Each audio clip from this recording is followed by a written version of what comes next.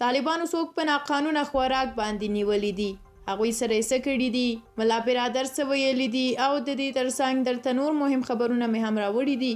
نو ضرور ویډیو وګورئ او چینل همدا سبسکرایب کړئ.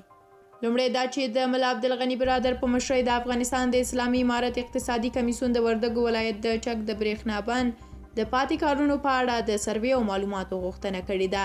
د ملا برادر له دفتره په همدې تړاو خپاره شوي خبرپاڼه کې راغلي دي چې د اقتصادي کمیسیون په وروستۍ غونډه کې د افغانستان برېښنا شرکت ته دنده سپارل شوې ده چې د چک د برېښنا بند د پاتې کارونو په تړاو د کمیسیون راتلونکې غونډې ته مفصل معلومات او راپور وړاندې کړي. د چک برېښنا بند د بیا رغونې کارونه څو کاله وړاندې پیل شول خو د ځینو ستونزو له کبله پر وخت بشپړ نه شول. یاد بند 3 توربینونه لري چې ټول ټال د 3.9 میګاواټه برېښنا د تولید ظرفیت لري. د دغه بند ټول توربینونه اوس مهال له فعالیته لوېدلي دي.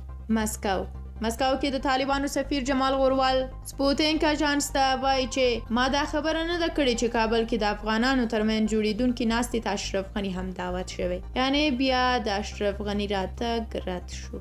ننګرهار د ننګرهار کانال ریاست اړوند 4 ګونو فارمونو په 3000 جریبه ځمکه باندې هندواڼې کرل شوي دي چې 14,608 ټنه حاصل به ورکړي او له درکه به میلیونونه افغانۍ عواید ترلاسه شي.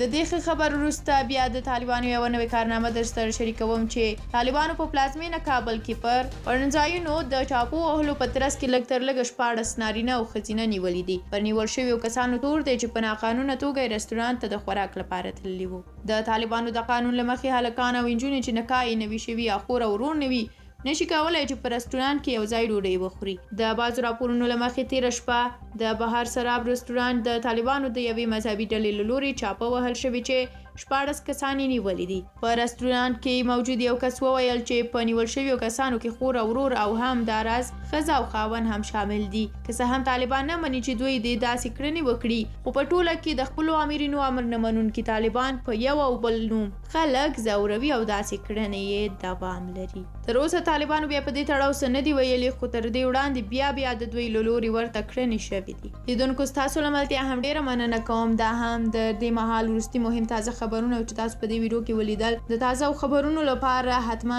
د سول افغان سره پاتې شئ. راتلونکي ویډیوګانې هم وګورئ. تر بیا او بلې ویډیو د خدای په امان. الله مو مل شه. خبر